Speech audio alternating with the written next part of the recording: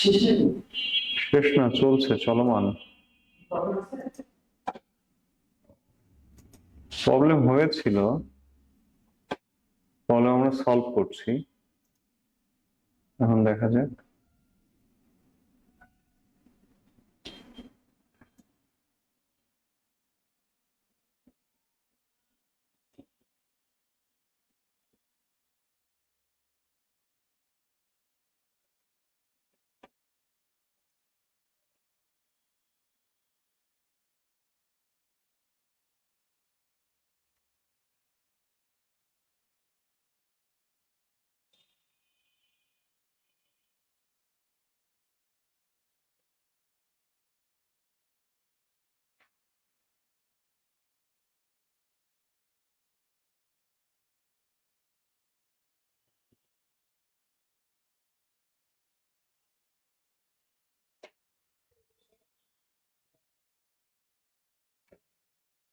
ভাইয়া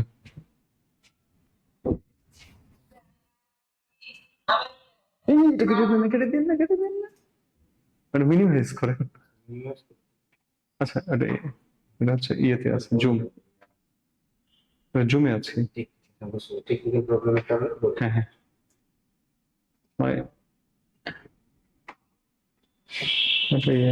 হ্যাঁ, এটা ফুল স্ক্রিন করবেন।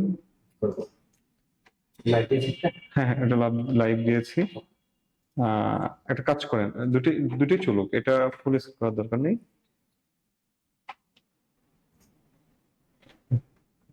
সবাইকে ইয়ে করে দেন, মিউট করে দেন।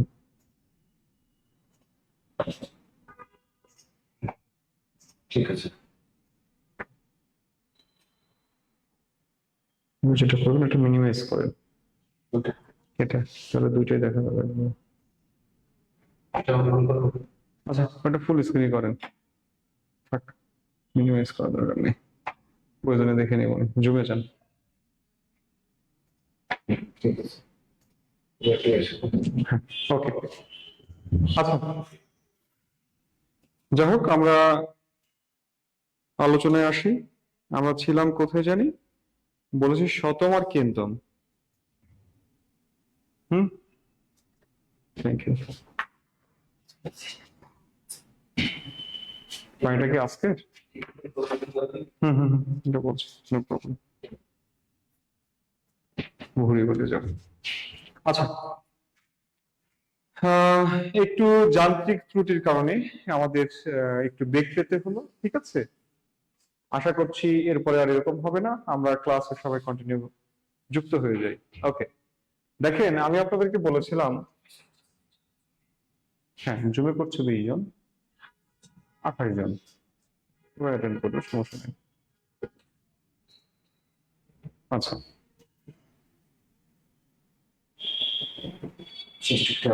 আচ্ছা, এটা বলছি, নো প্রবলেম, সমস্যা নেই। দেখেন আমি আপনাদেরকে বলেছিলাম যে ইন্দো ইউরোপীয় ভাষা বংশ থেকে বাংলা ভাষা আসছে, এরপরে যে তথ্যটা দিয়েছি যে এটা দুইটা শাখা, একটা হলো শতম আর একটা হলো কেন্তম। দুইটা শাখা, শতম আর কেন্তম। এই যে দেখেন শতম যে শাখা, এই শাখা থেকে এশিয়ার ভাষাটা এসেছে, আর এটা বলছে কেন্তম যে শাখা, এই শাখাটা থেকে ইউরোপের ভাষাগুলো আসছে। তবে এশিয়ার দুইটা অঞ্চলের ভাষা এই কেন্তম শাখা থেকেও এসেছে, অর্থাৎ কেন্তম শাখার দুইটা ভাষা, এশিয়ার দুইটা ভাষা এই কেন্তম শাখা থেকেও আসছে। আপনারা 44 বিসিএস এর একটা প্রশ্ন পাবেন এখান থেকে, যে নিচে কোনটি মানে এশিয়ার ভাষা আর কি, এশিয়ার ভাষা এসেছে কোন দুটি ভাষা থেকে। সেই ভাষা দুটি হচ্ছে একটা হিত্তিক আর একটা হলো তুখারি। এই হিত্তিকটা লক্ষ্য করেন, একটু মিউট করবেন, হ্যাঁ একটু মিউট করবেন। এই হিত্তিকটা আসছে কই থেকে, সরি এই হিত্তিক থেকে কোন ভাষাটা আসছে, এই হিত্তিক থেকে আসছে তুরস্কর ভাষা, যেটাকে বর্তমানে আমরা তুর্কিয়ে বলি, ঠিক আছে, তুর্কিয়ে বলি বা তুরস্ক যেটা, এই তুরস্কর ভাষাটা আসছে মূলত এই হিত্তিক থেকে। আর এই তুখারিক থেকে যে ভাষাটা আসছে সেটা মূলত কোন ভাষা, এটা হচ্ছে চীনের ভাষা, একটা চীনের একটা প্রদেশ আছে দেখবেন, নাম শুনে থাকবেন জিনজিয়াং, জিনজিয়াং প্রদেশ, জিনজিয়াং প্রদেশ। এই জিনজিয়াং প্রদেশের যে ভাষাটা, সেই ভাষাটা আসছে তুখারিক থেকে, কথা বুঝেছেন। এই দুইটা ভাষা কেবল এই ইউরোপ মানে কেন্তম শাখা থেকে আসছে, তাছাড়া বাকি সব ভাষাগুলো ইউরোপের ভাষা।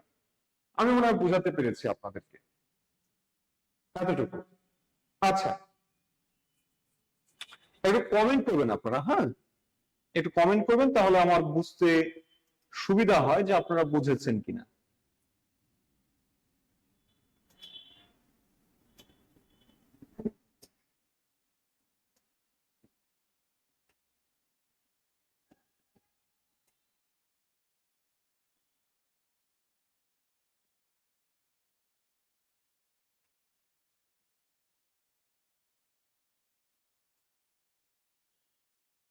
আচ্ছা, আমি বলেছি চীনের জিনজিয়াং প্রদেশ যেটা, সে আসলে এটা বলেছে এই জন্য আপনাদেরকে জানানোর জন্য, আপনারা জেনে থাকে ব্যাপারটা ভালো, ঠিক আছে, কথা বুঝেছেন। মানে চীনের ভাষা, জিনজিয়াং প্রদেশের একটা ভাষা আছে, জিনজিয়াং প্রদেশের যে ভাষা, সেই ভাষাটা আসছে এই তুখারিক থেকে, এটা বলেছি। হ্যাঁ, আচ্ছা, এবারে আসেন লক্ষ্য করেন পরের যে বিষয়টা বলছি, এই যে শতম শাখা, এই শতম শাখাটা থেকে মূলত বাংলা ভাষার জন্ম হয়েছে। এই শতম শাখার একটি ভাষা হচ্ছে, এই শতম শাখা থেকে চারটা ভাষা এসেছে। হ্যাঁ, একটা আলবানিক, আলবানিক, আরমানিক, আরমানিক, বাল্টোস্লাভিক, বাল্টোস্লাভিক, ঠিক আছে, আরেকটা হলো ইন্দো ইরানীয়, ইন্দো ইরানীয়। এই যে ইন্দো ইরানীয় যে ভাষাটা বলছি, এই ভাষাটা থেকে মূলত বাংলা ভাষার জন্ম হয়েছে। দেখেন, আমি বলেছি বাংলা ভাষা এসেছে একটা ভাষা বংশ থেকে, সেটা হচ্ছে ইন্দো ইউরোপীয় ভাষা বংশ। ইন্দো ইউরোপীয় ভাষা বংশের দুইটা শাখা ছিল, একটা শতম আর একটা কেন্তম। এই শতম শাখা থেকে বাংলা ভাষার জন্ম হয়েছে, এই কথাটা আমি বললাম যে শতম শাখা থেকে বাংলা ভাষাটা জন্ম হয়েছে, শতম শাখা থেকে বাংলা ভাষাটা জন্ম হয়েছে। আচ্ছা, এবার দেখেন, এবার দেখেন আমরা একটু শর্টকাট করি। হ্যাঁ, এখানে কথা বললে অনেক কথা হবে, যেগুলো কাজের কথা না, প্রয়োজনের বিষয় না। এখান থেকে আমরা চলে যাই। দেখেন, আমি প্রথমে বলেছি ইন্দো ইরানীয়, সরি ইন্দো ইউরোপীয়, ইন্দো ইউরোপীয়। এই ইন্দো ইউরোপীয় একটা শাখার কথা বললাম, সেটা হচ্ছে শতম শাখা। এই শতম শাখার একটা কথা বললাম, সেটা হচ্ছে ইন্দো ইরানীয়। এই প্লিজ কেউ একজন মনে হয় মিউট।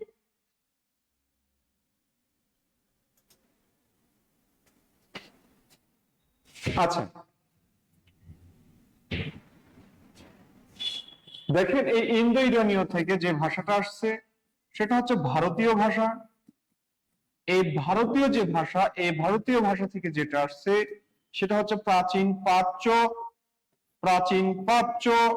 এই প্রাচীন পাচ্য থেকে যে ভাষাটা আসছে, সেই ভাষাটা হচ্ছে দুইটা শাখা আসছে, দুইটা না অনেকগুলো শাখা আসছে। একটা হচ্ছে আহ গৌড় অঞ্চল, এই গৌড় অঞ্চলের যেটা, সেটা হচ্ছে গৌড়ী প্রাকৃত। আরেকটা আসছে, সেটা হচ্ছে মগধ অঞ্চলের মাগধী প্রাকৃত, ঠিক আছে। এই গৌড়ীয় প্রাকৃতিক থেকে যেটা হয়েছে, সেটা হচ্ছে গৌড়ী অপভ্রংশ, অপভ্রংশ। আর এদিক থেকে মাগধী যেটা থেকে যেটা আসছে, সেটা হচ্ছে মাগধী অপভ্রংশ, অপভ্রংশ। ওকে, দেখেন প্রাকৃত, প্রাকৃত, অপভ্রংশ, অপভ্রংশ। একটা হচ্ছে গৌড় অঞ্চলের প্রাকৃত, আর একটা হচ্ছে মাগধী অঞ্চলের প্রাকৃত। একটা গৌড় অঞ্চলের অপভ্রংশ, আর একটা মাগধী অঞ্চলের অপভ্রংশ। এই অপভ্রংশ থেকে পরবর্তী যে ধাপটা হলো, সেই ধাপটা হচ্ছে কি বঙ্গ কামরূপ, বঙ্গ কামরূপ। এই বঙ্গ কামরূপ থেকে দুইটা ভাষা জন্ম নিল, একটা হচ্ছে বাংলা, আরেকটা হলো অসমিয়া। একটা বাংলা আর একটা অসমিয়া, এই সিকোয়েন্সটা মনে রাখেন, তাহলেই হবে।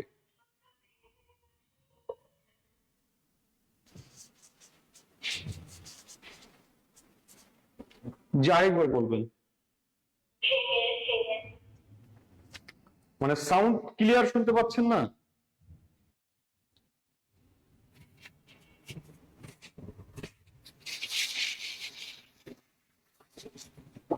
আচ্ছা যাই হোক, এতটুকু বুঝলেন কিনা এটা বলেন।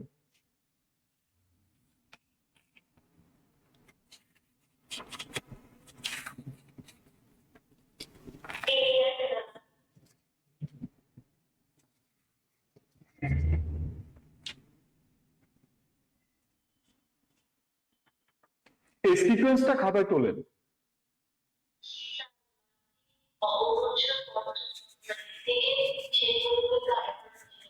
আচ্ছা এটা আমি রিপিট করব, আপনারা এটা একটু খাতায় তোলেন, সিকোয়েন্সটা একটু তোলেন, আমি বলছি।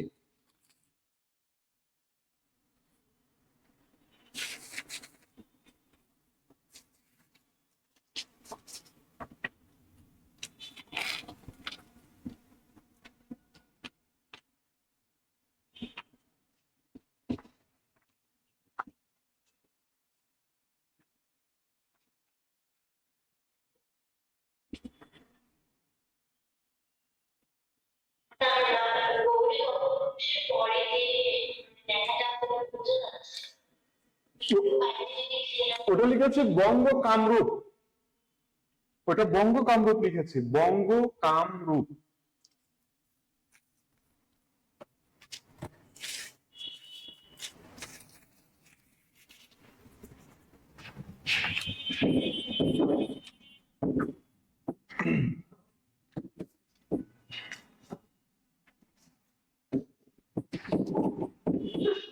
বানানটা হলো এটা, বঙ্গ কামরূপ।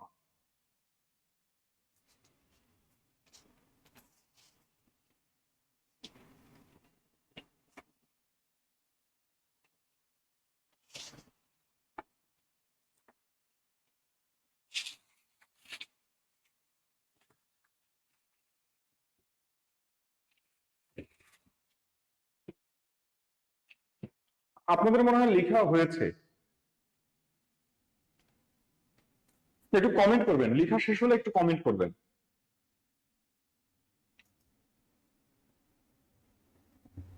হ্যাঁ, সিকোয়েন্সটা আমি বুঝিয়ে দেব, কোনো সমস্যা নেই।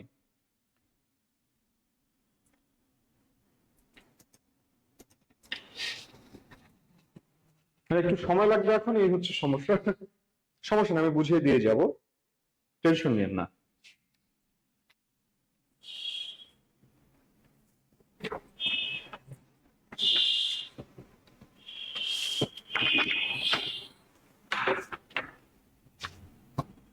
আচ্ছা, আপনাদের মনে হয় লেখা কমপ্লিট?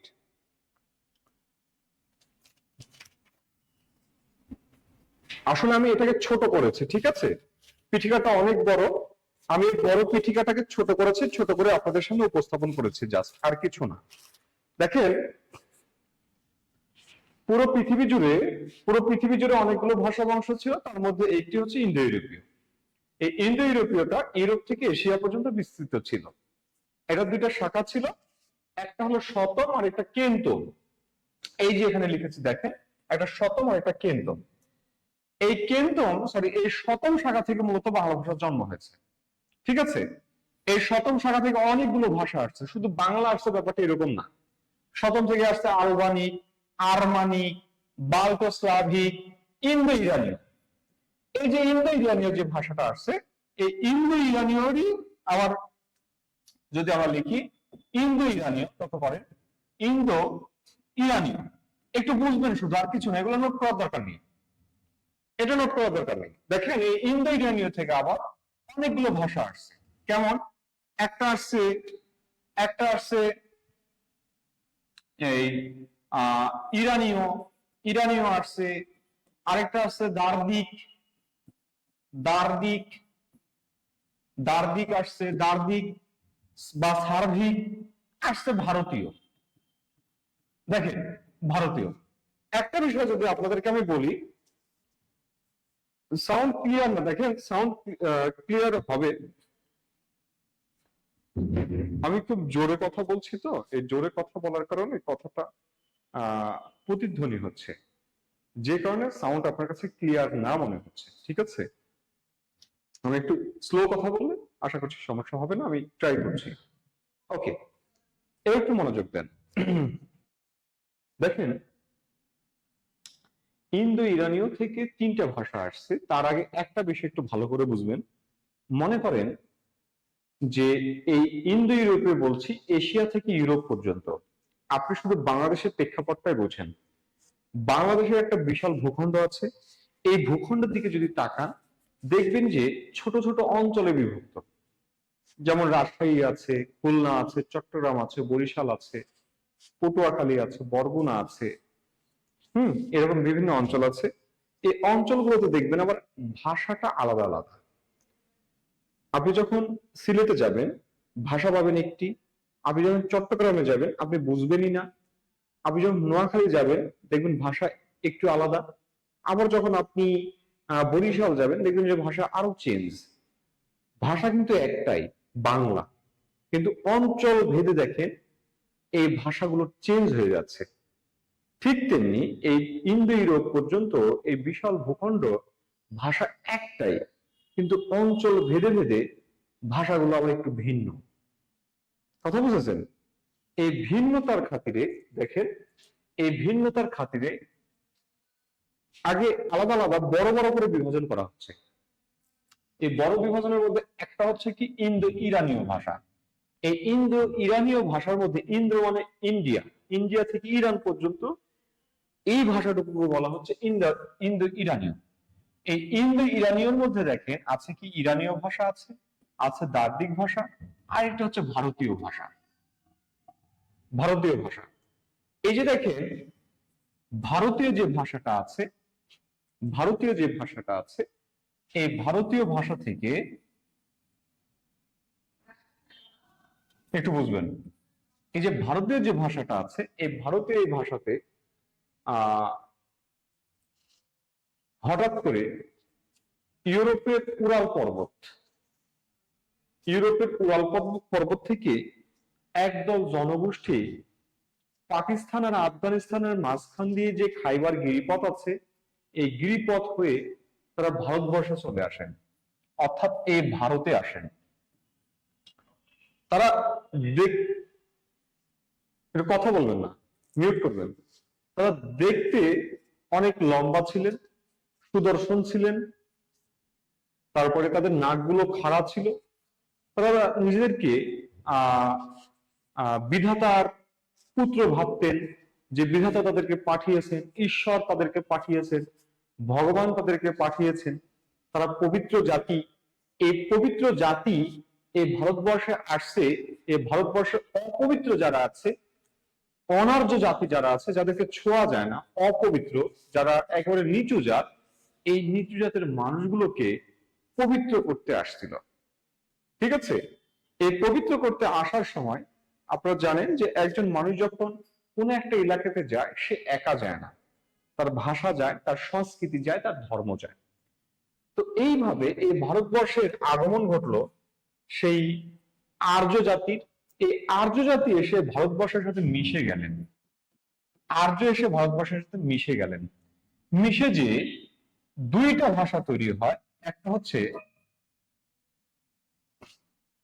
প্লিজ একটু মিউট করবেন,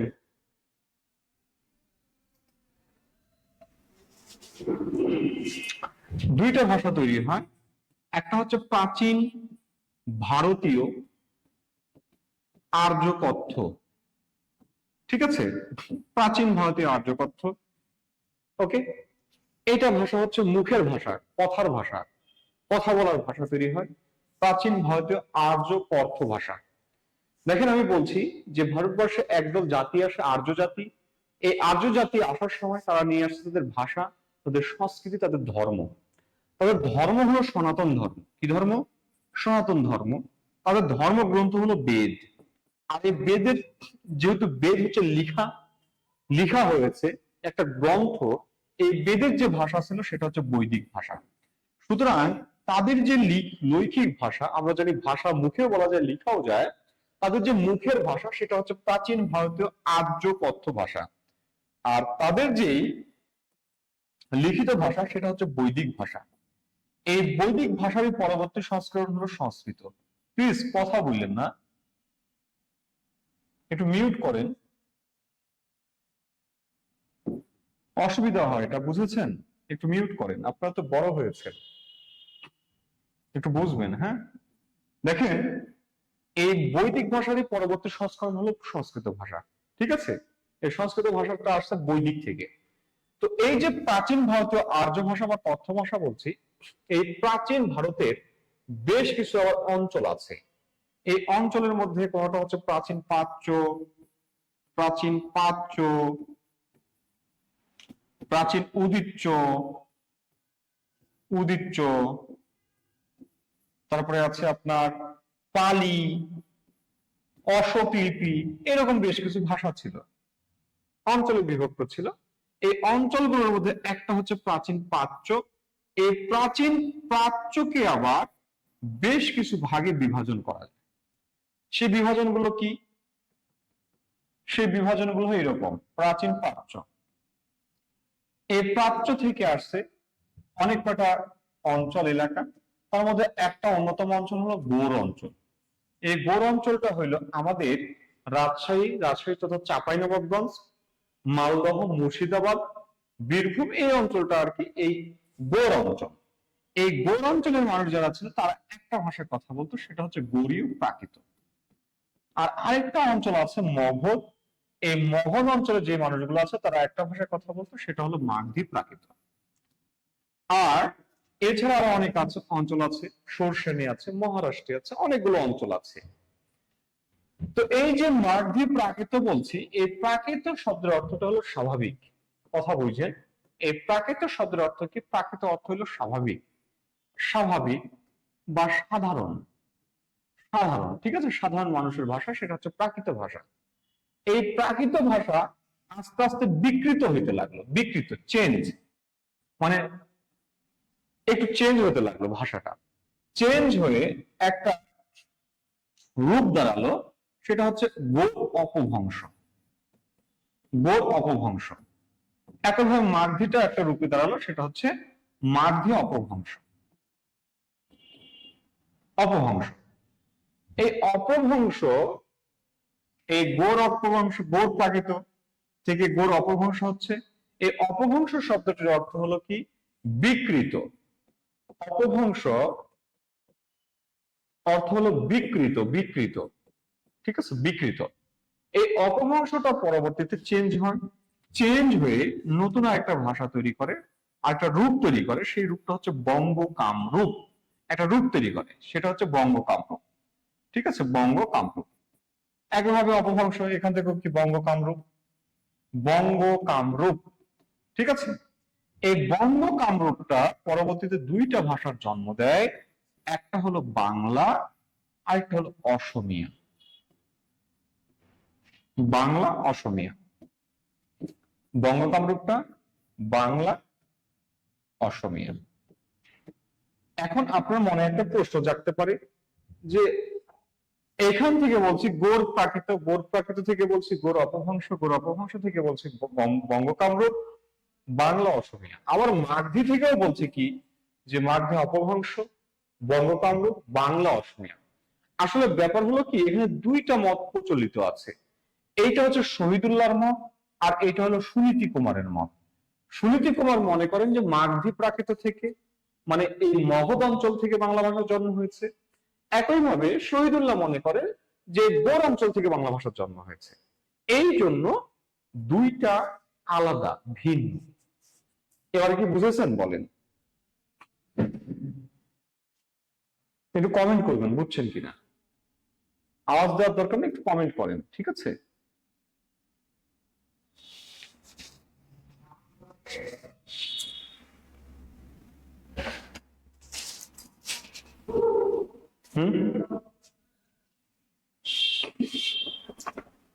একটু কমেন্ট করবেন বুঝছেন কিনা। ওকে, ক্লিয়ার, ধন্যবাদ, বুঝেছেন। আচ্ছা, এবার আসেন দেখেন, আমরা এতটুকু বুঝলাম। এবার আমরা কয়েকটা নোট লিখব। একটা লিখব ডক্টর শহীদুল্লাহ মতে, মতে বাংলা এসেছে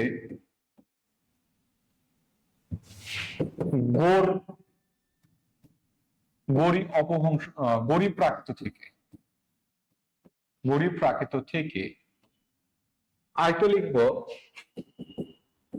জর্জ আব্রাহাম গ্রিয়ারসনের মতে, আব্রাহাম গিয়ারসনের মতে মতে বাংলা এসেছে মাগধী অপভ্রংশ থেকে। অপভ্রংশ থেকে। এই যে জর্জ আব্রাহাম গিয়ারসন যেটা বলেছেন, এই মতকে সমর্থন করেন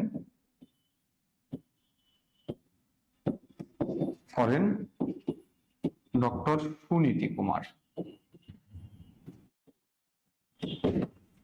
ডক্টর সুনীতি কুমার এই মতটাকে সমর্থন করেন। এখন কথা হলো, আমাদের যে পরীক্ষার প্রশ্ন আসে সেটা কিন্তু আসে কি, যে ডক্টর সুনীতি কুমারের মতে কোথায় থেকে বাংলা ভাষা জন্ম হয়েছে। তখন কিন্তু মাগধী অপভ্রংশ থাকে না, থাকে কি মাগধী প্রাকৃত।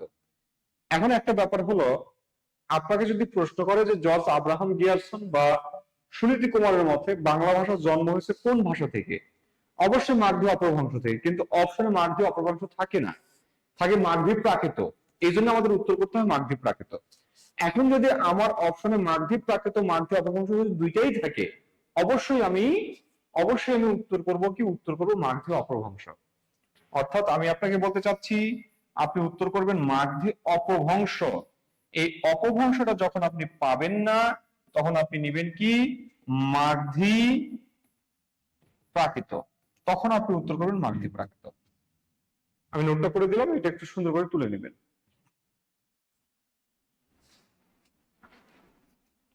একটু ভালো করে তুলে নেবেন, ঠিক আছে?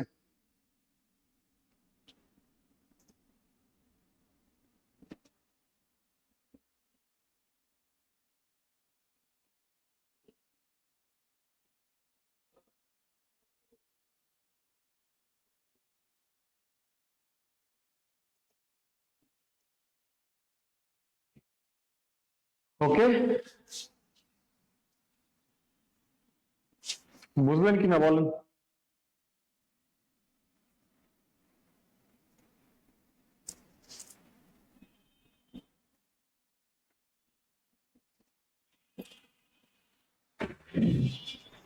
আচ্ছা, এরপর তথ্যটা লিখবেন কি, ডক্টর শহীদুল্লাহ মতে আচ্ছা, উপরে লিখছে বাংলা ভাষার জন্ম। বাংলা ভাষার জন্ম, ঠিক আছে। শহীদুল্লাহ মতে 650 খ্রিস্টাব্দ বা 7ম শতক। আর ডক্টর সুনীতির মতে 950 খ্রিস্টাব্দ বা 10ম শতক। ওকে, এরপর আরেকটি তথ্য লিখবেন যে বাংলা ভাষা অপভ্রংশ, বাংলা ভাষা ও সাহিত্য অপভ্রংশের কাছে ঋণী।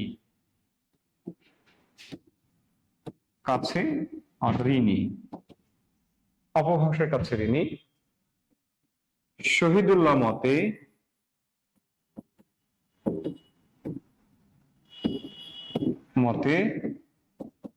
বাংলা সংস্কৃতের দুহিতা। এরপরে লিখবেন বাংলার মূল অংশ হলো প্রাকৃত ভাষা।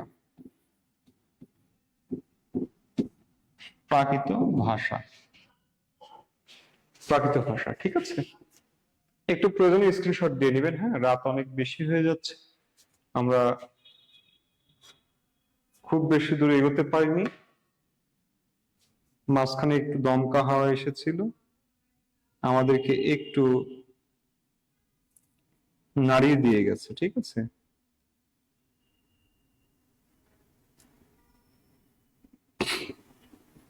10:33 বাজে।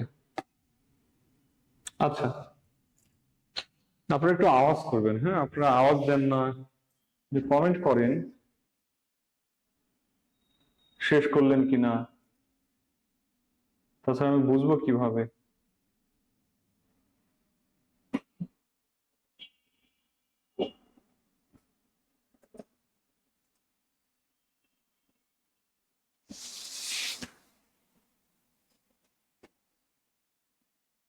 ওকে, হ্যাঁ দেখেন পরের যে তথ্যটা আছে, পরের তথ্যটা হলো এরকম,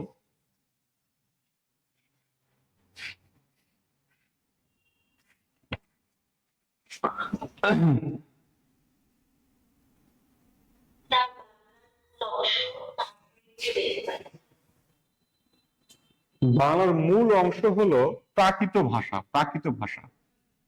ঠিক আছে, এটা বলেছি। আচ্ছা, এরপরে দেখেন একটা ভাষা আছে ব্রজবুলি। ব্রজবুলি ভাষা হচ্ছে কৃত্রিম কবি ভাষা, কৃত্রিম কবি ভাষা। এটার জনক বিদ্যাপতি। বিদ্যাপতি, এটা কৃত্রিম কৃত্রিম কবি ভাষা বা সাহিত্যিক ভাষা, সাহিত্যিক ভাষা। ঠিক আছে, কৃত্রিম কবি ভাষা, এটার জনক হচ্ছেন বিদ্যাপতি। এটা শুধু সাহিত্যেই ব্যবহার হয়, জনক বিদ্যাপতি। আর এই বিদ্যাপতি হলেন মিথিলার কবি।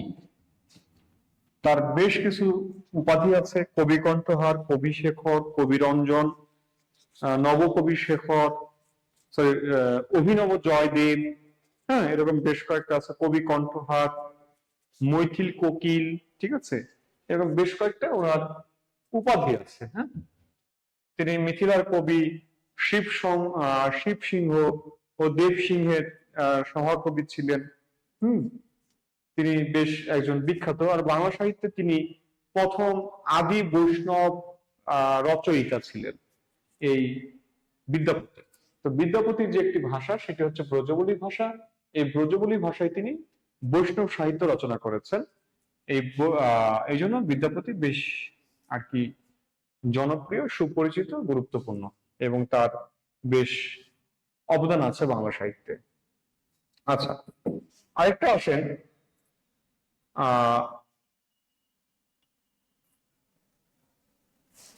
আচ্ছা, বঙ্গ শব্দটি প্রথম পাওয়া যায় কোথায়? ঋগ্বেদের, ঋগ্বেদের, ঋগ্বেদের ঐতরেই আরণ্যক গ্রন্থে, ঐতরেই আরণ্যক গ্রন্থে। বাঙ্গালা, বাঙ্গালা শব্দটি প্রথম পাওয়া যায় আবুল ফজলের, আবুল ফজলের আইন ই আকবরী গ্রন্থে, আকবরী গ্রন্থে, আইনি আকবরী গ্রন্থে পাওয়া যায়। ঠিক আছে, বাংলা শব্দটা। সংস্কৃত পাওয়া যায়, সংস্কৃত পাওয়া যায় হচ্ছে রামায়ণে, রামায়ণে পাওয়া যায় সংস্কৃত শব্দ। ঠিক আছে, লিখেন, নোট করেন।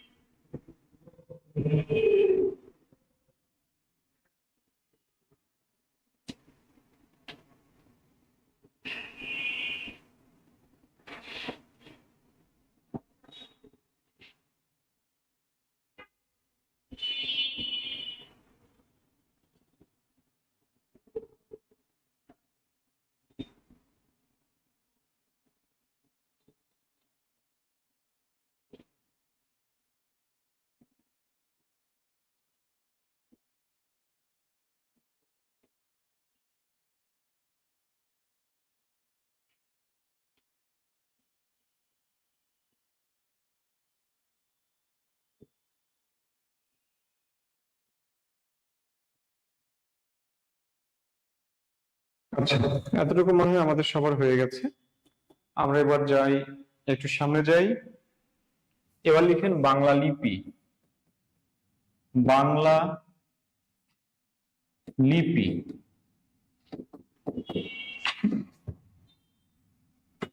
বাংলা লিপি। হ্যাঁ, ধন্যবাদ সবাইকে।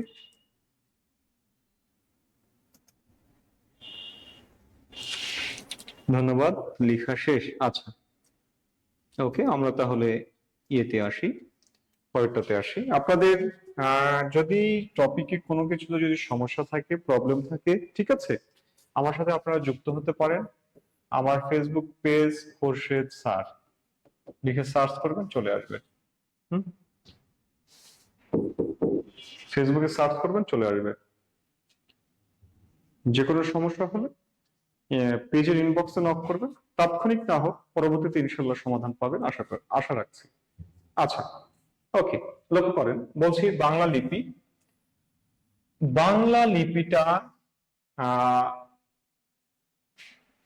লিখবেন, লিপি হচ্ছে কি? লিপি অর্থ লিখন পদ্ধতি। লিখন পদ্ধতি, লিখন পদ্ধতি। লিপি অর্থ কি? লিখন পদ্ধতি। এই যে আপনি লিখছেন ক, খ, গ, ঘ, এগুলো কি? এগুলো হচ্ছে লিপি। লিপি বা বর্ণ, ঠিক আছে, এগুলোই লিপি। ওকে, আচ্ছা, এরপর তথ্যটা লিখবেন, বাংলা ভাষার নিজস্ব লিপি। নিজস্ব লিপি হলো বাংলা লিপি। বাংলা লিপি। বাংলা লিপি এসেছে এসেছে ব্রাহ্মী লিপির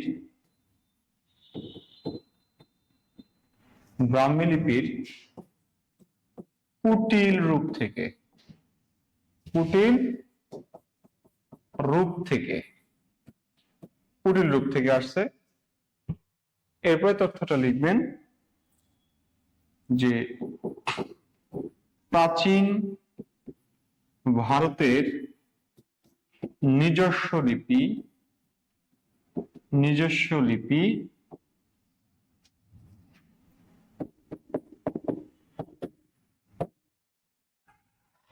ব্রাহ্মী লিপি।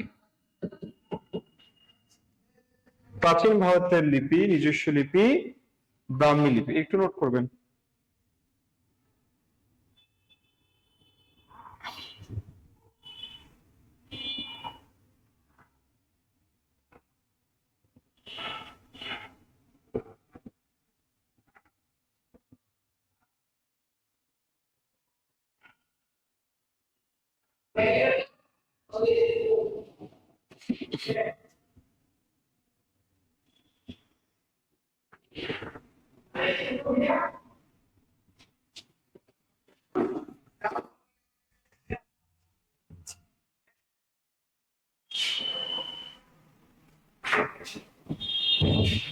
ওকে, ডান।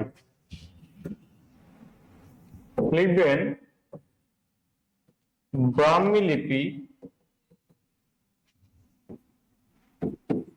বাম থেকে ডানে লেখা হয়। ডান দিকে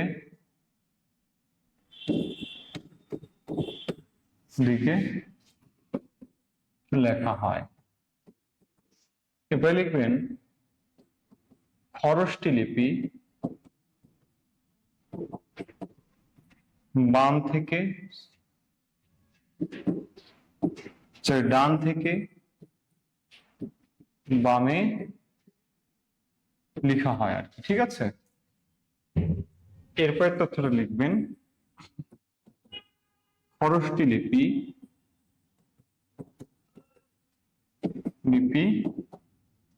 মধ্যপ্রাচ্যের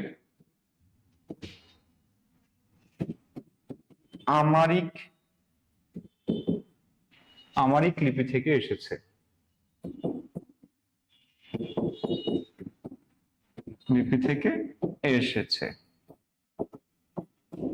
আমারিক লিপি থেকে এসেছে, ঠিক আছে। মধ্যপ্রাচ্যের আমারিক লিপি থেকে এসেছে। কুটিল, কুটিল, কুটিল না, আমি এটা কুটিল লিখেছিলাম, কুটিল। ঠিক আছে, কুটিল লিখেছি ভাই, আমি কুটিল লিখি নাই। হ্যাঁ, আচ্ছা, ওকে, মধ্যপ্রাচ্যের আমারিক লিপি থেকে এসেছে। ওকে, অশোকের সময়, অশোক, সম্রাট অশোক, ঠিক আছে, অশোকের সময় ব্রাহ্মী লিপি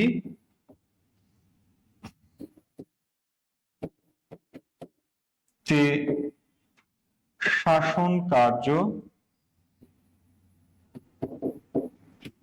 পরিচালনা করা হতো,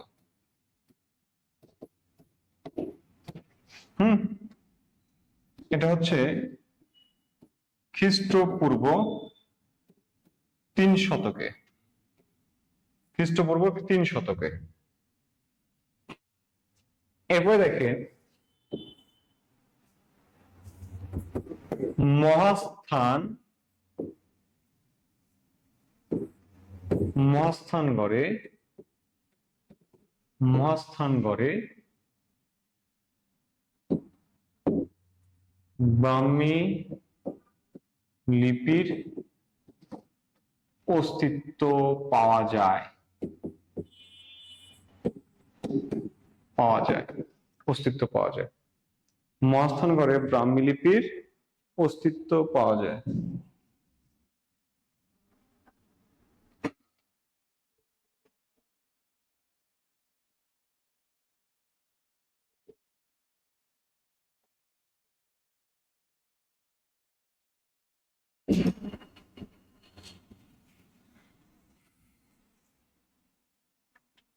একটু আওয়াজ দেবেন, হ্যাঁ, নোট কমপ্লিট হলে একটু বলবেন, নোট কমপ্লিট হলে একটু বলবেন। ওকে, ডান।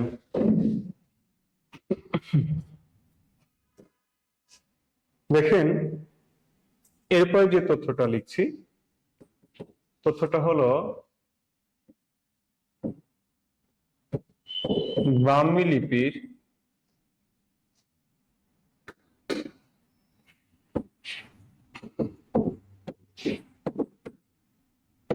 গঠন কার্য শুরু হয় সে পাল আমলে।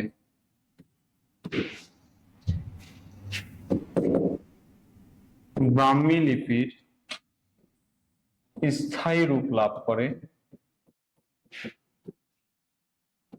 করে সেন আমলে।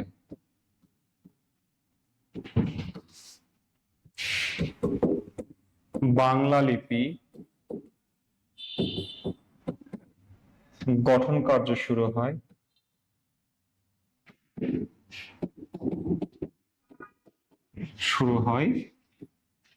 সেন আমলে,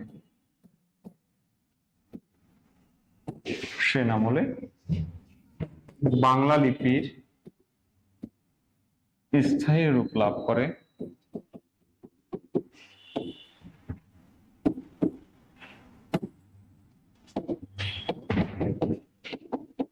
পাঠান আমলে, স্থায়ী রূপ লাভ করে পাঠান আমলে। এরপর তথ্যটা লিখবেন বাংলা লিপি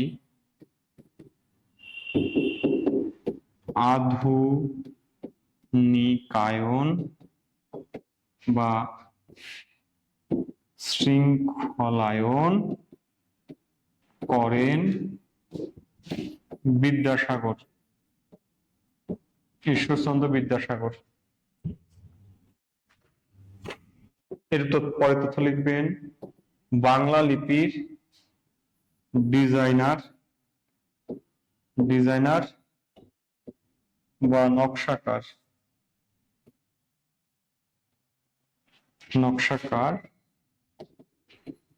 নাম কি? চার্লস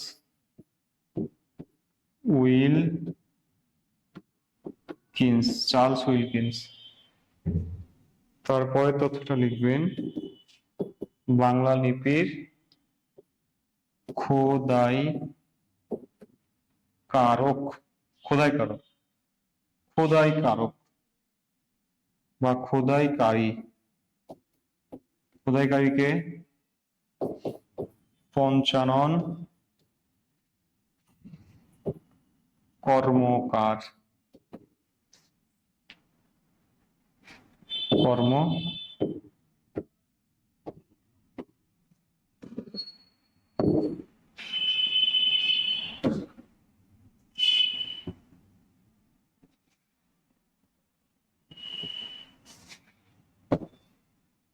কর্মকার, পঞ্চানন কর্মকার। একটু দেখবেন শেষ হলো কিনা।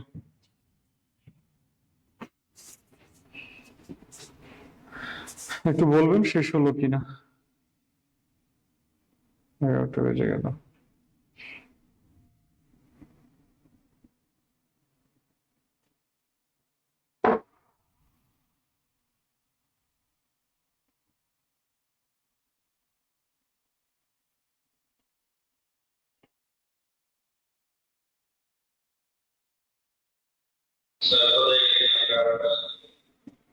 বুঝি নাই।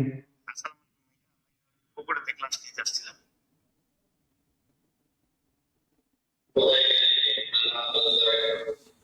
আপনার কথা ক্লিয়ার না, প্রয়োজনে একটু কমেন্ট করেন, আমি কমেন্টটা দেখি।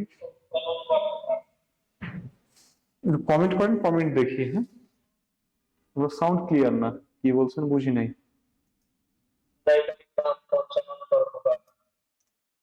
হ্যাঁ, খোদাই কারক বলতে ইনি হচ্ছেন এই যে আপনার খোদাইকারী পঞ্চানন কর্মকার বলছি, ইনি কাঠের মানে কাঠের উপরে খোদাই করেছিলেন।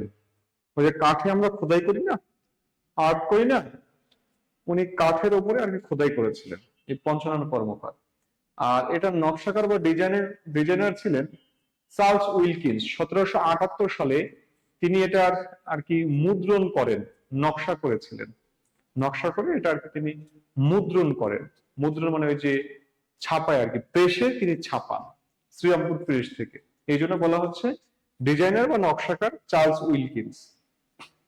মানে আপনি আমি যে ওই যে কিবোর্ডে যে লিখছি ক খ গ ঘ, ঠিক আছে, এই সেই আধুনিকায়নটা, সরি সেই ইয়েটা ইনি করেন, নকশা করেন আর কি, নকশা বা ডিজাইনার। যাই হোক, 1778 সাল বলেছি, 1778, 1778 সাল বলছি। আচ্ছা, এতটুকু সবাই নিশ্চয় বুঝেছি। এবার আসেন বাংলা লিপি, তাই না? আপনাদেরকে লিখে দিলাম, এতক্ষণ লিখালাম, সরি বাংলা লিপি না, প্রাচীন ভারতীয় লিপি। প্রাচীন ভারতীয় লিপি, লিপি হচ্ছে লিখন পদ্ধতি। এটা দুইটা লিপি ছিল, একটা ছিল ব্রাহ্মী লিপি, ব্রাহ্মী লিপি, আরেকটা হইল খরষ্টি লিপি, খরষ্টি লিপি। এই যে ব্রাহ্মী লিপি যেটা, এই ব্রাহ্মী লিপি আবার বেশ কয়েকটা রূপ ছিল, যেমন সাদা রূপ, নাকড়া রূপ, কুটিল রূপ, ঠিক আছে। এই কুটিল রূপ যেটা, এখান থেকে মূলত আসছে বাংলা লিপি। লক্ষ্য করবেন একটু, প্রাচীন ভারতে লিপি ছিল দুইটা, একটা ব্রাহ্মী লিপি আর একটা খরষ্টি লিপি। ব্রাহ্মী লিপিটা হচ্ছে বাংলা লিপি, সরি প্রাচীন ভারতের নিজস্ব লিপি। আর খরষ্টি লিপি নিজস্ব লিপি না, এটা মধ্যপ্রাচ্যের আমারিক লিপি। এই লিপিটার ডান থেকে বামে লেখা হয়। এই লিপিটার বর্ণ আসছে যেমন ফার্সি, আসছে আরবি, আসছে উর্দু। এই উর্দুর যে বর্ণ, আরবি ফার্সির যে বর্ণ, এগুলো আসছে খরষ্টি লিপি থেকে, ঠিক আছে, খরষ্টি লিপি থেকে। আর এটা হচ্ছে ডান থেকে লেখা হয়, তো এই জন্য এটা ডান থেকে যেহেতু লেখা হয়, এই জন্য এটাকে বলছে, সরি বাম থেকে ডানে লেখা হয়, এই জন্য এটাকে বলছে ব্রাহ্মী লিপি। আর এই ব্রাহ্মী লিপিটা ছিল প্রাচীন ভারতের নিজস্ব লিপি। এর বেশ কয়েকটা রূপ ছিল, সাদা রূপ, নাগরা রূপ, কুটিল রূপ। এই কুটিল রূপ থেকে মূলত বাংলাটা আসছে। কথা কি বুঝতে পেরেছেন?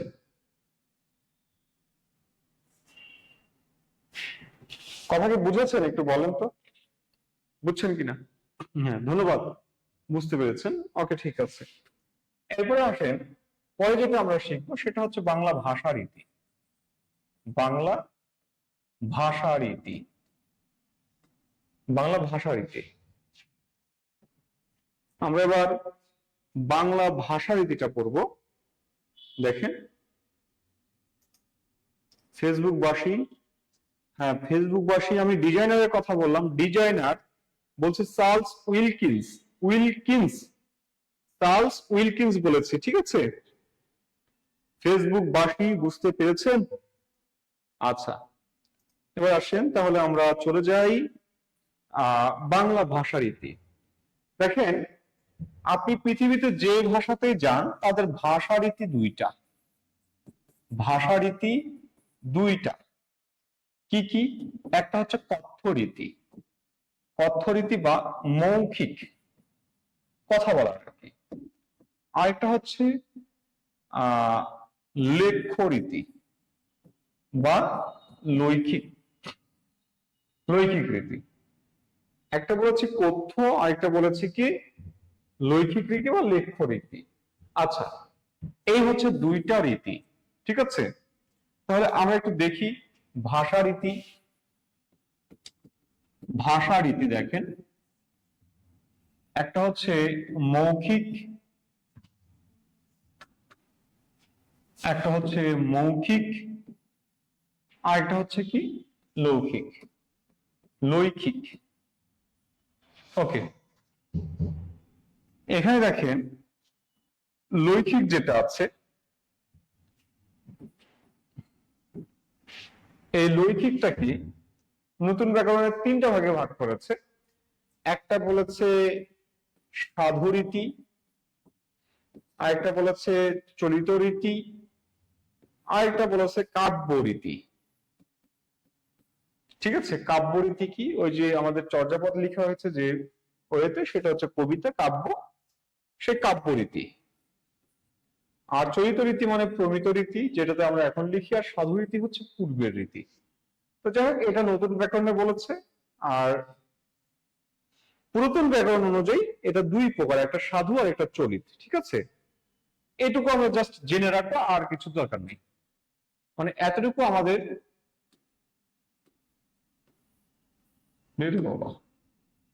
এতটুকু আমাদের জেনে রাখলেই হবে। ওকে, আচ্ছা, আমরা এদিকে তাকাই, আমরা দুইটা দিক থেকে দেখি। একটা বলছি কি সাধু রীতি, সাধু রীতি, আরেকটা হইল চলিত রীতি, বা এটাকে প্রমিত বলা হয়, প্রমিত। মৌখিক রীতিটাও দুইটা, একটা চলিত বা প্রমিত, আরেকটা হলো আঞ্চলিক, আঞ্চলিক। তাহলে বলছি চলিত বা প্রমিত, আর একটি বলেছি কি আঞ্চলিক ভাষা বলেছি। এখন একটু বুঝবেন সাধু ভাষা। সাধু ভাষা, সাধু ভাষা, এই শব্দটা প্রথম ব্যবহার করেন কে? প্রথম ব্যবহার করেন রাজা রামমোহন। রামমোহন, এটা নোট করবেন, রাজা রামমোহন 1815 সালে তার বেদান্ত সার গ্রন্থে, বেদান্ত সার গ্রন্থে, ঠিক আছে, বেদান্ত সার গ্রন্থে 1815 সালে তিনি এই সাধু ভাষা শব্দটি ব্যবহার করেন, রাজা রামমোহন রায়। 1815 সালে তার বেদান্ত সার গ্রন্থে এটা তিনি ব্যবহার করেন আর কি। আজকে কি বার? সোমবার। আচ্ছা, সোমবার।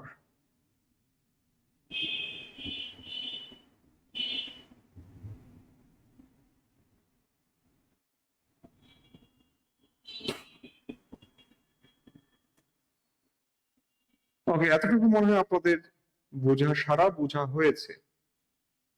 আচ্ছা, এবার একটু লক্ষ্য করেন, দেখেন আমি তথ্যগুলো একটু মুছি, একটু বোর্ডটা ক্লিন করি। আচ্ছা, দেখেন এই ভাষারীতি লৈখিক আর মৌখিক বলছি, বাংলা গদ্যের বিকাশ ঘটে 19 শতকে তথা 1800 সালের পর। ঠিক আছে, আধুনিক যুগে বাংলা সাহিত্যে গদ্যের বিকাশ ঘটে, অর্থাৎ গদ্য সাহিত্যের বিকাশ ঘটে 19 শতকে তথা 1800 হ্যাঁ 19 শতক অর্থাৎ 1800 সালের পরে। তো এই যে 1800 সালের পরে যে গদ্যের বিকাশ ঘটে, ব্যাপারটা এরকম না, এর আগে অনেক চেষ্টা হয়েছে। যেমন মনিরুল আসম সাউ, তিনি গদ্যের আঞ্চলিক ভাষায় তিনি একটি কিপার শাস্ত্রের অর্থভেদ নামে একটি গ্রন্থ রচনা করেছিলেন 1743 সালে। তারও পূর্বে আসামের রাজা কোন রাজাকে যাই হোক পত্র লিখেছিলেন। এগুলো সব গদ্যের আদি নিদর্শন বা গদ্যের প্রচেষ্টা বলা যায়। তবে প্রকৃতপক্ষে এই গদ্যের বিকাশ ঘটে 1800 সালের পরে ফোর্ট উইলিয়াম কলেজের মধ্য দিয়ে। তো ব্যাপার হলো সে সময় যেভাবে আসলে গদ্য লেখা হতো, গদ্যের বিকাশটা যেভাবে ঘটলো, আসলে এইভাবে আহ একটা জগা খিচুড়ি মার্কা অবস্থা আর কি। মানে সাহিত্যিক গদ্য মানে পরিপূর্ণভাবে হয়ে উঠতে পারেনি। তো এরপরে দেখা গেল হুট করে একজন ব্যক্তির আগমন ঘটলো, সেটি হচ্ছে বিদ্যাসাগর। এই বিদ্যাসাগরের আগমন ঘটলো। বিদ্যাসাগরের যখন আগমন ঘটলো, ঘটার পরে তিনি তাকে বাংলা গদ্য সাহিত্যের জনক বলা হয় বা সাহিত্যিক গদ্যের জনক বলা হয় বা প্রথম গদ্য শিল্পী বলা হয়, মানে বিভিন্ন অভিধায় তাকে অভিহিত করা হয় এই বিদ্যাসাগরকে। বিদ্যাসাগর যে কাজটা করলেন, তিনি একটা নিয়ম বা একটা রীতি তৈরি করলেন যে গদ্য লেখার ক্ষেত্রে মানে গল্প বা গদ্য সাহিত্য লিখবো যখন, সে সময় তৎসম শব্দের বাহিরে কিছু লিখতে পারবো না, অর্থাৎ সবকিছু তৎসম শব্দ লিখতে হবে, অতৎসম শব্দের ব্যবহার করা যাবে না, ব্যবহার করলে সেটা গদ্য হবে না। তো যে কারণে তার লেখা গদ্যগুলো খুবই দুর্বোধ্য হতো, মানে সহজে বোঝা যেত না, মানে সবকিছু তৎসম শব্দ বহুল, অতৎসম শব্দের ব্যবহার নেই। তো যাই হোক, এই অতৎসম শব্দের ব্যবহার না থাকলেও গদ্যের একটি মানে একটি স্টেজে একটি স্তরে ওঠা শুরু করেছে, দুর্বোধ্য হলেও মানে সাহিত্যিক গদ্যে পরিণত হয়েছে। তো এর পরবর্তীতে যে ঘটনা ঘটলো, এরপরে আগমন ঘটলো বঙ্কিমচন্দ্র চট্টোপাধ্যায়ের। আপনারা জানবেন 1765 সালে বঙ্কিমচন্দ্র চট্টোপাধ্যায় একটি আমাদেরকে উপন্যাস উপহার দেয়, দুর্গেশ নন্দিনী, যেটাকে বাংলা সাহিত্যের আদি নিদর্শন মানে বাংলা সাহিত্যের সার্থক উপন্যাস বলা হয়। ঠিক আছে, তো এই বঙ্কিমচন্দ্র যখন আবির্ভাব ঘটলো, বঙ্কিমচন্দ্র এই রীতিটাকে ভেঙে দিলেন। তিনি বললেন যে তৎসম শব্দ ব্যবহার হবে, ঠিক আছে, কিন্তু সেখানে অতৎসম শব্দের মানে ব্যবহার হবে, কোনো সমস্যা নেই, মানে আমি তৎসম অতৎসম উভয় শব্দে ব্যবহার করতে পারবো, এতে কোনো ঝামেলা তৈরি হওয়ার কিছু নেই। তো পরবর্তীতে যখন এই রীতিতেই চলে আসছিল, এই মানে সাধুরীতিটা এইভাবেই চলে আসছিল, এইভাবে বঙ্কিমের হাত ধরে আগাতে লাগলো। এরপরে আসলেন রবীন্দ্রনাথ ঠাকুর, কাজী নজরুল, প্রমোদ চৌধুরী না, তারপরে আপনার ওই যে মীর মশাররফ, এরকম নানাবিধ কাইকোবাদ, হ্যাঁ, এই যে বেগম রোকেয়া, ইসমাইল হোসেন সিরাজি আছেন, দীনেশ চন্দ্র সেন আছেন, হরপ্রসাদ শাস্ত্রী আছেন, এই প্রমুখ ব্যক্তিরা আর কি এই বঙ্কিমের যেই রীতি, বঙ্কিমের যে ধারা, বঙ্কিমের যে দেখানো পথ, এই পথে তারা চলতে শুরু করলেন। আর আরেকটা কথা বলে রাখি, ঈশ্বরচন্দ্র বিদ্যাসাগর বাংলা গদ্য সাহিত্যে প্রথম জ্যোতি চিহ্নের শপথ প্রয়োগ ঘটান। এই জন্য তাকে শেষ করব দীপু চন্দ্র শেষ করব, আমিও শেষ করব, রাত অনেক হয়েছে, আমারও চলে যেতে হবে, 11টা বেজে গেছে রাত। আমি আরো আগে শেষ করতে চেয়েছি, কিন্তু মাঝখান দিয়ে একটু আমাদের সমস্যা হলো। যাই হোক, লক্ষ্য করেন, তারপরে এই যে জ্যোতিচিহ্নের প্রয়োগ ঘটান তার বেতাল পঞ্চবিংশতি গ্রন্থে 1847 সালে। এই জন্য তাকে তিনি আর একটু অবদান রাখেন, এই জন্য তাকে সাহিত্যের জনক বলা হয়, গদ্য সাহিত্যের জনক বলা। যাই হোক, এটা গেল সাধুরীতি। এই সাধুরীতির পরে 1914 সালে একজন ব্যক্তির আগমন ঘটলো, তিনি হচ্ছেন প্রথম চৌধুরী। ঠিক আছে, প্রথম চৌধুরী, এই প্রথম চৌধুরী করলেন কি, তিনি এই সাধু তত্ত্বে বিশ্বাসী না। তার বক্তব্য হলো যে আমি যেভাবে মনের ভাব প্রকাশ করি আমি সেভাবেই লিখবো। মানে আমি মনের ভাব প্রকাশ করতেছি আমার ইচ্ছা মতো, আমি চলিত ভাষায় বলতেছি, আমি যে ভাষায় বলছি আমি আঞ্চলিক ভাষায় বলছি, কিন্তু আমাকে সেটাকে একটা নিয়ম মেপে নিয়ম মেনে আমাকে তৎসমতে লিখতে হচ্ছে। মানে ব্যাপারটা হচ্ছে কি এরকম যে মুখের ভাষাটা কলমের মাথায় আসতেছে না, কলমের ভাষাটা মুখে আসতেছে। মানে ব্যাপারটা এরকম হয়ে গেছে, মানে আমি যেটা অনুভব করছি সেটা আমি লিখার ভাষাতে আমি লিখতেছি, নিয়ম মেনে তৎসম নিয়ম মেনে লিখতেছি, কিন্তু আমার তো সেভাবে অনুভূতি প্রকাশ পায় না। দেখেন, আপনি কিন্তু আপনার মনের ভাব বাংলা যতটুকু ভালোভাবে প্রকাশ করতে পারবেন, ইংরেজিতে কিন্তু সেভাবে প্রকাশ করতে পারবেন না, বা অন্য ভাষায় কিন্তু আপনি সেভাবে প্রকাশ করতে পারবেন না। ঠিক এই ক্ষেত্রেও তাই, আমি প্রমিত ভাষায় যেভাবে বলছি, আমি কিন্তু যখন তৎসম ভাষাতে লিখতে যাচ্ছি তখন কিন্তু সেইটা ভাবটা ঠিক থাকে না। এই জন্য প্রমোদ চৌধুরী বলছেন যে মুখের ভাষা, মানুষের মুখের ভাষা যখন কলমের মুখে আসে, সরি, আহ বাক্যটা কি জানি ছিল, আমি ভুলে গেলাম বাক্যটা কি জানি ছিল।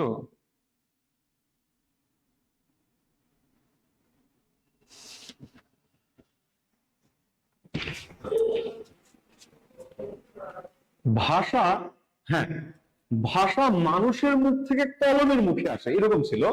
ভাষা মানুষের মুখ থেকে কলমের মুখে আসে, কিন্তু উল্টোটা করতে গেলে মুখে শুধু কালি পড়ে। অর্থাৎ ভাষা মানুষ বলবে সেই ভাষারই তো কলমের দিয়ে লিখা হবে, কিন্তু আপনি লিখার ভাষাটা, আপনি আপনার মুখের ভাষাটাকে লিখার ভাষায় কনভার্ট করে ফেলছেন, আপনি ঠিকঠাক ভাবে তখন প্রকাশ করতে পারছেন না। যার ফলে কি হচ্ছে, আপনার ভাবটা সম্পূর্ণরূপে প্রকাশ হচ্ছে না, বা আপনার অনুভূতিটা 100% আপনার মতো প্রকাশ হচ্ছে না। এই জন্য বলছে মুখে শুধু কালি পড়ে। যাই হোক, সেটা ভিন্ন আলাপ। তো এই প্রমোদ চৌধুরী দেখলেন যে বাংলাদেশের উত্তরাঞ্চল, কলকাতা, ভাগীরথী নদীর তীরবর্তী একদল শিক্ষিত জনগোষ্ঠী ছিল, তাদের যে মুখের ভাষা সেটা ছিল প্রমিত ভাষা, সুন্দর ভাষা। সেই প্রমিত বা সুন্দর ভাষাটাকে তিনি আহ একটি সাহিত্যিক গদ্য ভাষায় রূপান্তর করার চেষ্টা করেছিলেন এবং তিনি সফল হয়েছেন। এই জন্য যদি প্রমিত ভাষা বা চলিত ভাষা থেকে কোনো প্রশ্ন আসে, সেটা উত্তর হবে প্রমোদ চৌধুরী। চলিত ভাষার চলিত ভাষার প্রবর্তক কে, চলিত ভাষার পথিকৃৎ কে, চলিত ভাষার জন্য কে কাজ করেন, কে আন্দোলন করেন, সব প্রমোদ চৌধুরী। এই প্রমোদ চৌধুরী 1914 সালে সবুজ পত্র পত্রিকার মধ্য দিয়ে তিনি আর কি এই আন্দোলনটা শুরু করেন, যার ফলস্বরূপ চলিত ভাষা বা চলিত রীতিটা প্রতিষ্ঠিত হয়। আচ্ছা, ওকে, এরপর দেখেন যেটা আঞ্চলিক ভাষা আছে, এই আঞ্চলিক ভাষাটা কি? আঞ্চলিক ভাষাটা হচ্ছে আপনার আমার মুখের ভাষা, আপনার আমার মুখের ভাষা, আপনি আমি যে ভাষায় কথা বলি সাধারণভাবে, সেটা হচ্ছে আঞ্চলিক ভাষা। এই আঞ্চলিক ভাষার আরেকটি নাম হচ্ছে উপভাষা। এই উপভাষা শব্দটা দিয়েছেন রবীন্দ্রনাথ ঠাকুর। রবীন্দ্রনাথ ঠাকুর এই ভাষাটাকে উপভাষা বলেছেন, আঞ্চলিক ভাষার আরেকটি নাম দিয়েছেন উপভাষা, রবীন্দ্রনাথ ঠাকুর দিয়েছেন।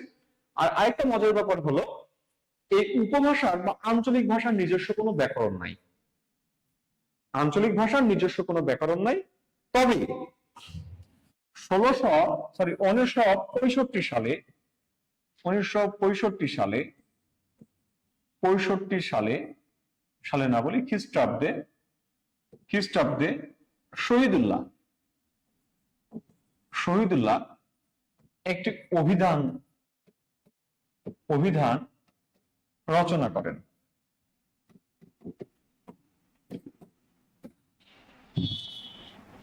বাংলা আঞ্চলিক ভাষার অভিধান, আঞ্চলিক ভাষার অভিধান, ঠিক আছে, তিনি আঞ্চলিক ভাষার একটি অভিধান রচনা করেন 1965 সালে। বাংলা হবে না, শুধু হবে আঞ্চলিক ভাষার অভিধান, তিনি এটা রচনা করেন, আঞ্চলিক ভাষার অভিধান রচনা করেন 1965 সালে। এই আঞ্চলিক ভাষাটা আবার 5 ধরনের, কোথাও 6 ধরনের আছে, কোথাও 5 ধরনের আছে। শেষ করব।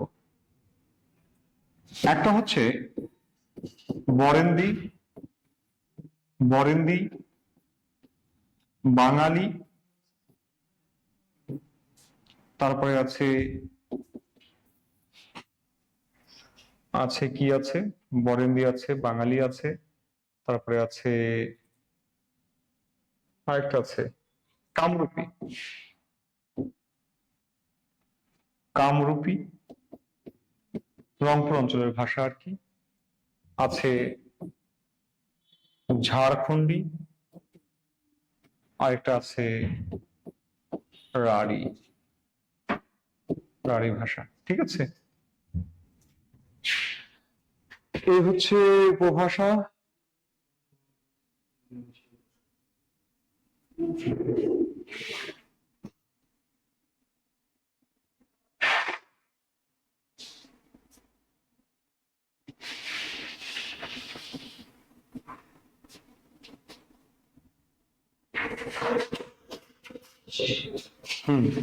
আমার শেষ।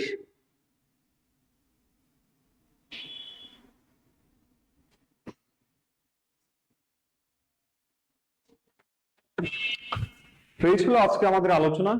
ঠিক আছে,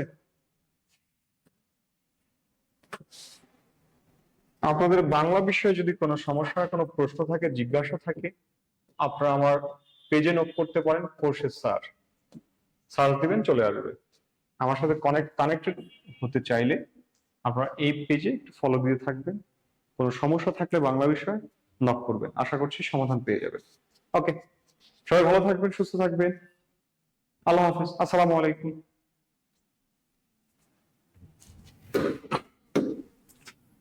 আজ কেন, হ্যাঁ চলেন চলেন।